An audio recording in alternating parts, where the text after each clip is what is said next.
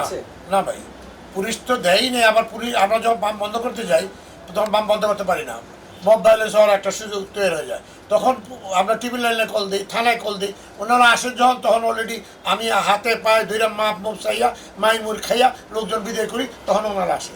আর ওনাদের সাথে কথা ছিল এখানে আমাদেরকে নিরাপত্তা বাহিনী নিয়োগ করবেন, করে নাই তো। আপনি দেখেন না এখানে কি অবস্থা। এই আজকে সকালেও 3টা স্টাফের মাইরা আহত করে চলে গেছে। কেন লাইন ছাড়া ঢুকতে দিলাম না? এই অবস্থাতে আমাদের কেমনি কী করবো বুঝতে পারতেছি না। আমরা কোনো অবস্থাতে, সরকার আমাদেরকে সকল সহযোগিতা করতেছে, তেল দিচ্ছে, কিন্তু পাবলিক তো ভাই মানতেছে না। পাবলিকের কথা হলো এক তেল নিয়ে ঘুরে গিয়ে আবারও লাইনে দাঁড়ায়, লাইন তো কমে না, লাইন যেখানে আসলে ওর থেকে আরও বাড়তেছে।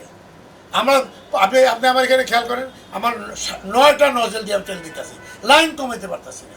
আপনি 2.7 কিলোমিটার লাইন হয়েছে আমার পাম্পে, দেখেন আপনি ক্যামেরা যান।